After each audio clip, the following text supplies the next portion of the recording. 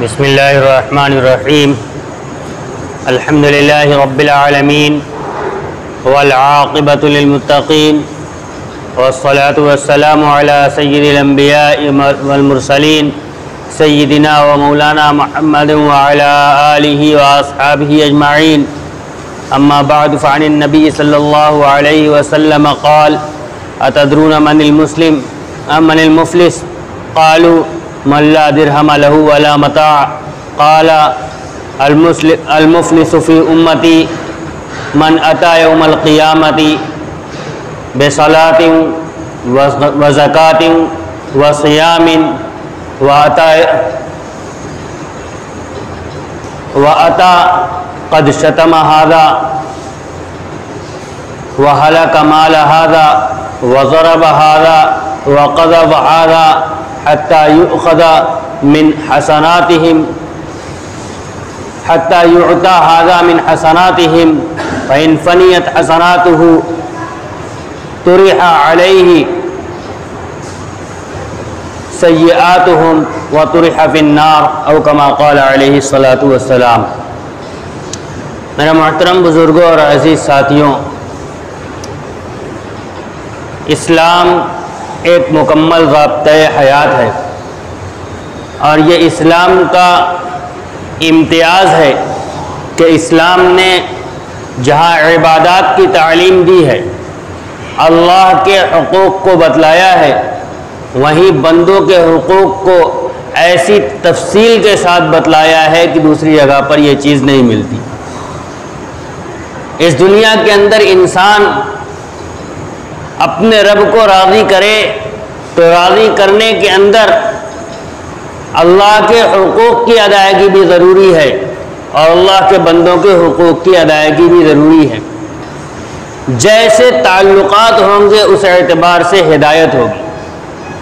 انسان کا سب سے قریبی تعلق جو ہوتا ہے وہ اپنے والدین سے ہوتا ہے۔ قرآن کہتا ہے امر اللہ تعبدوا الا ایاہ وبالوالدین احسانا۔ اللہ تبارک و تعالیٰ نے تمہیں یہ حکم دیا ہے کہ تم اللہ کے علاوہ کسی کی عبادت نہ کرو اور اپنے والدین کے ساتھ حسن سلوک کرو۔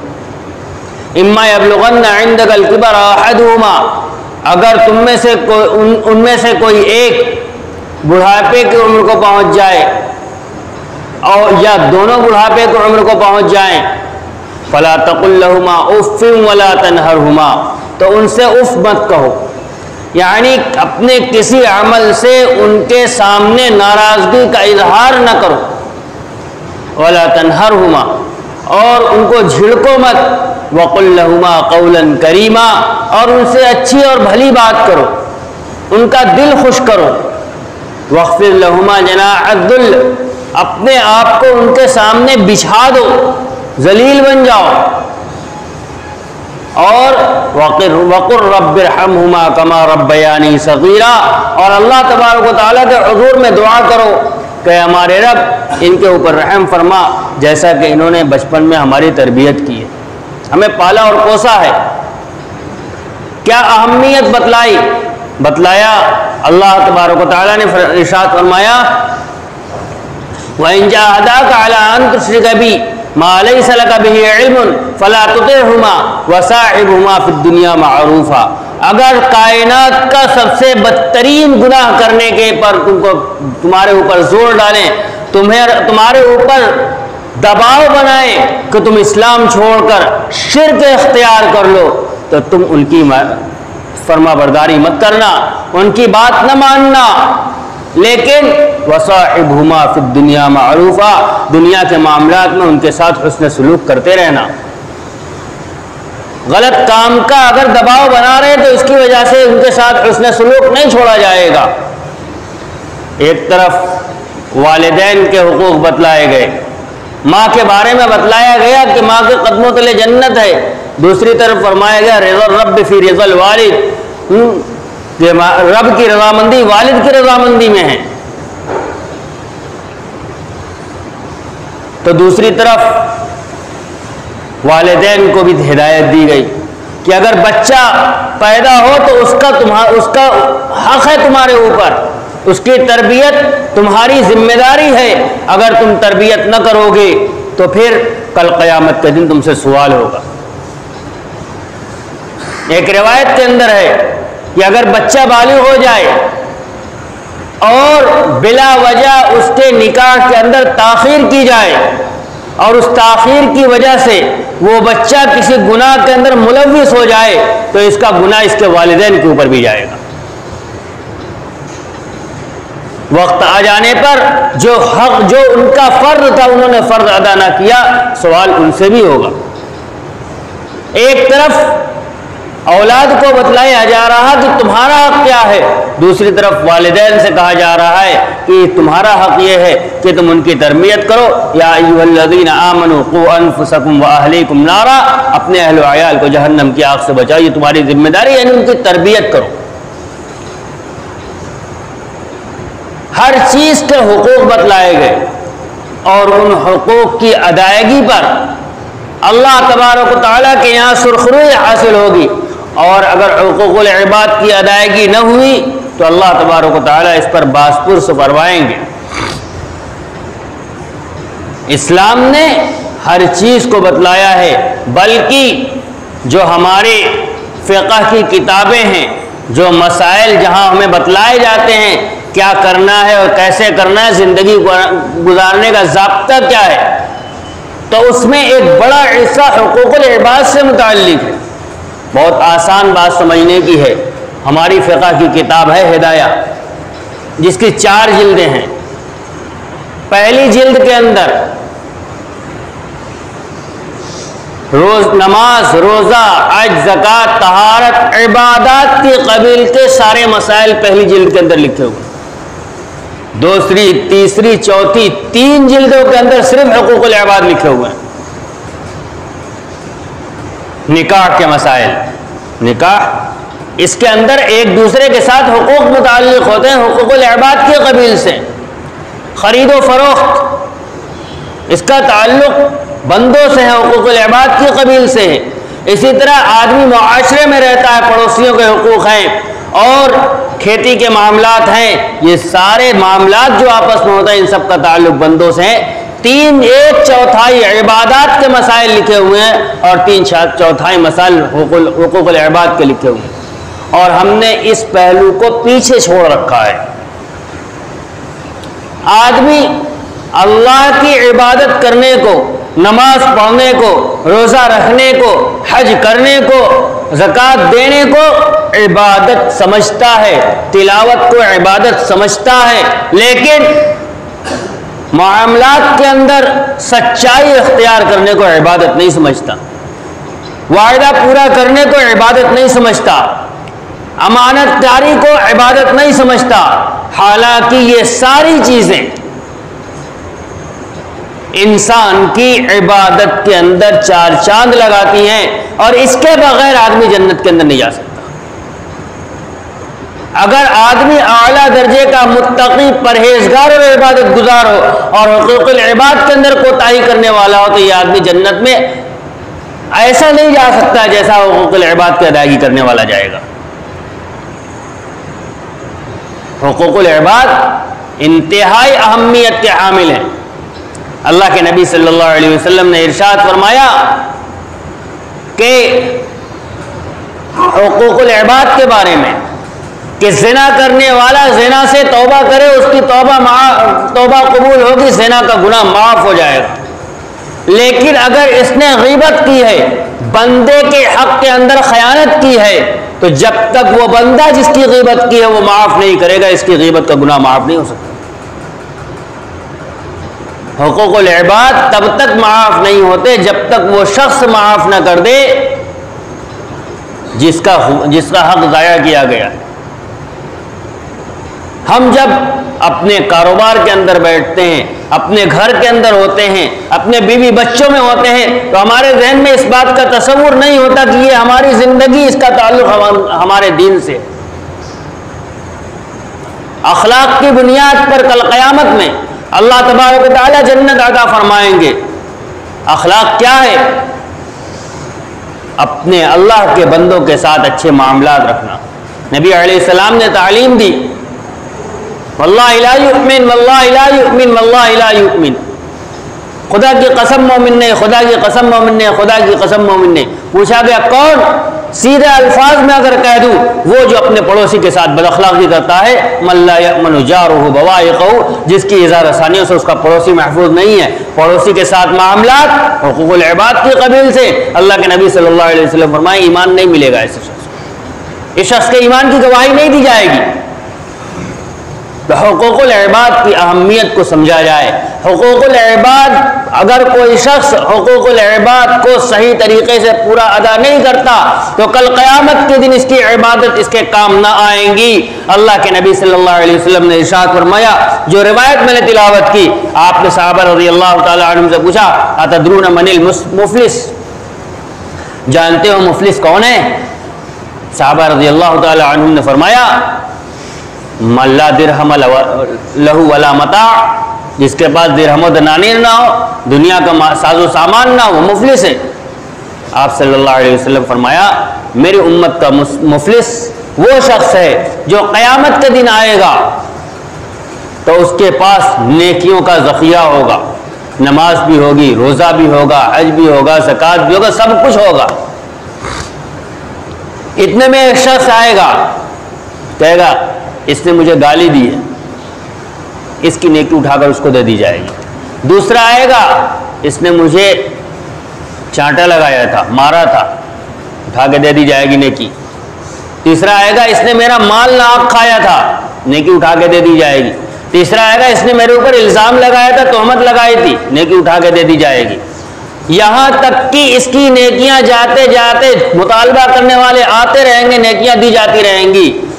اگر اس کا مقدر رہا کہ نیکیاں ختم ہونے سے پہلے مطالبہ کرنے والے ختم ہو گئے تو ٹھیک، ورنہ ایسا ہوگا کہ اس کی نیکیاں ختم ہو جائیں گی، مطالبہ کرنے والے ختم نہیں ہوں گے، تو پھر اب اس کے گناہ اٹھا کر اس کے اوپر لادے جائیں گے۔ جو مطالبہ کرنے والا آیا اس کا گناہ اس شخص کے اوپر لاد دیے جائیں گے جو بڑی نیکیاں لے کر آیا تھا، اور پھر گناہ اس کے اوپر اتنے ہو جائیں گے کہ اس کو منہ کے بل جہنم کے اندر ڈال دیا جائے گا۔ عبادت خوب تھی لیکن حقوق اللہ کی ادائیگی کے ساتھ حقوق العباد کی ادائیگی کا اہتمام نہیں کیا تھا، تو صرف حقوق اللہ کی ادائیگی کی وجہ سے جنت کے اندر نہ جا سکا جب تک کہ حقوق العباد بھی پورا پورا موجود رہا۔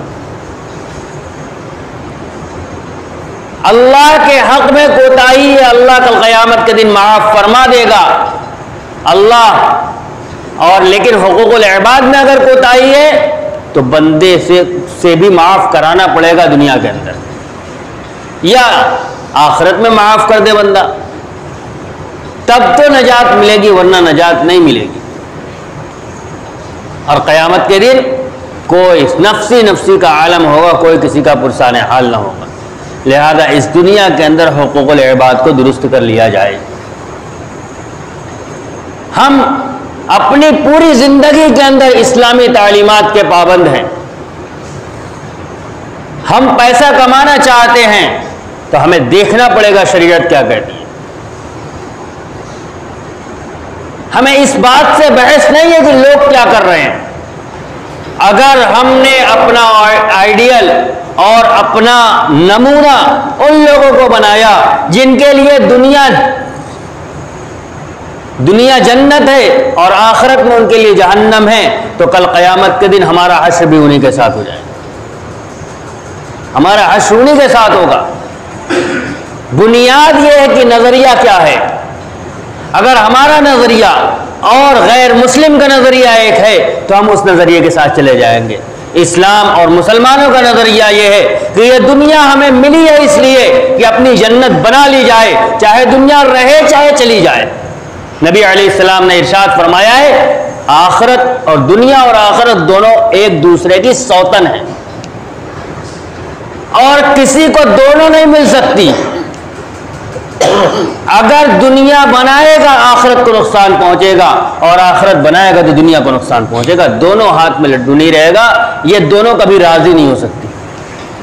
لہذا اب ہمیں یہ طے کرنا ہے کہ ہمیں فائدہ کہاں پہنچانا ہے، نقصان کہاں کرنا ہے۔ ہو سکتا ہے کہ ہم جس کو نقصان سمجھ رہے ہیں حقیقت میں وہی فائدہ ہو. لہذا اپنا نظریہ درست رکھنا ہے کہ ہم اس دنیا کے اندر دنیا کے ہر فرد کے ساتھ معاملہ کریں گے تو ہمارے سامنے ہماری آخرت رہے گی، دنیا نہیں رہے گی. اسلام نے ہر چیز کے بارے میں تعلیم دی ہے. میں نے شروع کیا تھا کہ پہلا حق والدین کا ہے اور اس کے مقابلے میں اولاد کا حق والدین کے اوپر ہے. بیوی کا شوہر کے اوپر حق ہے تو شوہر کا بیوی کے اوپر بھی حق ہے. اب اس وقت یہ موقع نہیں کہ اس کی تفصیل بیان کی جائے.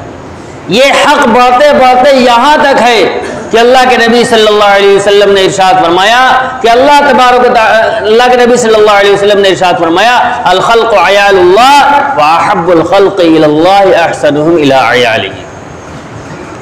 تمام مخلوق اللہ کا کنبہ ہے. اللہ تبارک و تعالیٰ کے نزدیک سب سے محبوب وہ شخص ہے جو اللہ تبارک و تعالیٰ سے کے کنبے کے ساتھ اس کے خاندان کے ساتھ حسن سلوک کرنے والا ہے. فرمایا الراحمون یرحمهم الرحمن ارحموا من فی الارض یرحمکم من فی السماء. رحم کرنے والوں پر رحمان بھی رحم کرتا ہے، تم زمین والوں پر رحم کرو، آسمان والا تم پر رحم کرے گا. کرو مہربانی تم اہل زمین پر، خدا مہرباں ہوگا عرش بری پر. تو یہ حقوق بیان کیے گئے کیوں؟ تاکہ ہماری آخرت سنور جائے، آخرت میں ہم مفلس نہ بننے پائیں. لیکن اس کا مطلب یہ نہیں ہے، ہر چیز کے دو پہلو ہیں. اس کا مطلب یہ نہیں ہے کہ ہم اس اطمینان میں رہ جائیں کہ فلاں نے میرے اوپر ظلم کیا ہے. اس کا معاملہ ہم آخرت میں سمجھیں گے. آخرت میں کس کے ساتھ کیا معاملہ ہوگا اللہ جانتا ہے. لہذا ہم اس دنیا کے اندر اس کو معاف کر کے جائیں. العفو خیر الانتقام. کسی نے ہمارے ساتھ غلط کیا ہے تو ہم اس کو آخرت پر نہیں چھوڑیں گے، اس کو اس دنیا میں معاف کر کے جائیں گے. معافی بہترین انتقام ہے. اور ایک روایت ہے طبرانی کے اندر غالباً کہ ایک مرتبہ نبی اکرم صلی اللہ علیہ وسلم تشریف فرما تھے. بیٹھے بیٹھے آپ مسکرانے لگے یہاں تک کہ آپ کے سامنے کے دانت نظر آ گئے.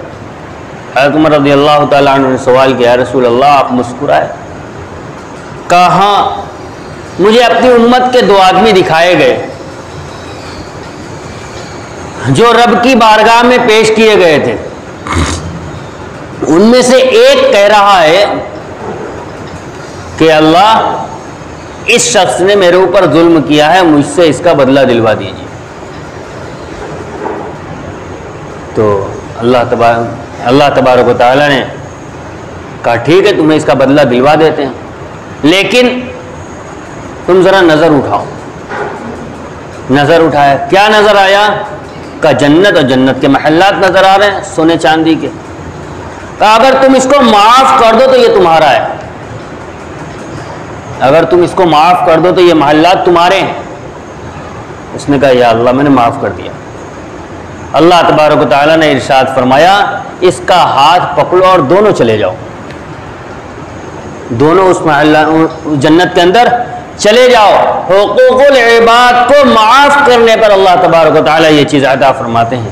لہذا اگر دوسرے کے ساتھ ہمارا معاملہ ہے، ہم سے ظلم ہو رہا ہے، تو پہلا کام ہمارا یہ ہے کہ ہم اپنے آپ کو اس سے معاف کرائیں، اس کے پاس جا کے اس سے معافی مانگیں اور اللہ تبارک و تعالیٰ سے بھی معافی مانگیں. اور اگر کسی نے ہمارے ساتھ غلط کیا ہے تو یہ ہمارے لیے بہتر ہے کہ ہم اس کو معاف کر کے اس دنیا سے جائیں تاکہ کل قیامت کے دن اللہ تبارک و تعالیٰ اس معافی کی بنیاد پر ہمیں جنت عطا فرما دیں. دنیا کے اندر شریعت کے مطابق زندگی گزارنے میں اور لوگوں کے حقوق کی ادائیگی میں جیسا نبی اکرم صلی اللہ علیہ وسلم نے عمل کیا ہے نہ کسی نے کیا ہے نہ کوئی کر سکتا ہے. اس کے باوجود نبی اکرم صلی اللہ علیہ وسلم کی دعا ہے یا اللہ میں ایک انسان ہوں انما انا بشر فایما رجل جلدتہ او شتمتہ او لطمتہ. اگر کسی شخص کو میں نے برا بھلا کہہ دیا ہو، کسی کو کبھی کوڑا مار دیا ہو، کسی کو کسی طریقے سے ہاتھ سے مار دیا ہو، تو اے اللہ یہ میرا عمل اس کے حق میں نماز بنا دے، زکوٰۃ بنا دے، اور ایسی عبادت بنا دے جس کے ذریعے سے وہ آپ کی قربت حاصل کرے۔ پھر قیامت کے دن وہ شخص دیکھے گا کہ جس سے مجھے مطالبہ کرنا ہے اس نے خود اتنا دے دیا ہے کہ اس سے زیادہ ہے، تو اللہ کی ذات سے امید ہے کہ کل قیامت کے دن وہ معاف کر دے گا۔ تو اللہ کے نبی صلی اللہ علیہ وسلم نے یہ تعلیم ہمیں دی ہے، ہم ہر ایک سے بلا بلا کے، یاد ہی نہیں ہے کس کو کیا کیا کہا ہے، تو یہ دعا، اس دعا کا اہتمام کر لیں کہ اللہ تبارک و تعالیٰ، یا اللہ جس کو میں نے جس طرح کی بھی تکلیف پہنچائی ہے اس کو اس کے حق میں نماز، روزہ، حج، زکوٰۃ اور ایسی عبادت بنا دے جس کے ذریعے سے وہ آپ کی قربت حاصل کرے۔ اللہ کی ذات سے امید ہے کہ کل قیامت کے دن جب وہ بندہ دیکھے گا کہ جس سے مطالبہ کرنا ہے اس نے پہلے ہی اتنا کچھ عطا کر دیا ہے، تو امید ہے کہ وہ اپنے مطالبے سے دستبردار ہو جائے گا، ورنہ حقوق العباد کی ادائیگی کیے بغیر انسان کو چھٹکارا نہیں ہوگا، اور حقوق العباد کی ادائیگی کرنے کے نتیجے میں انسان جنت کا مستحق بچے گا بھی کہ نہیں، اس کا کوئی بھروسہ اور کوئی اعتماد نہیں ہے۔ اللہ تبارک و تعالی ہمیں توفیق عطا فرمائے۔ وآخر دعوانا الحمدللہ رب العالمین۔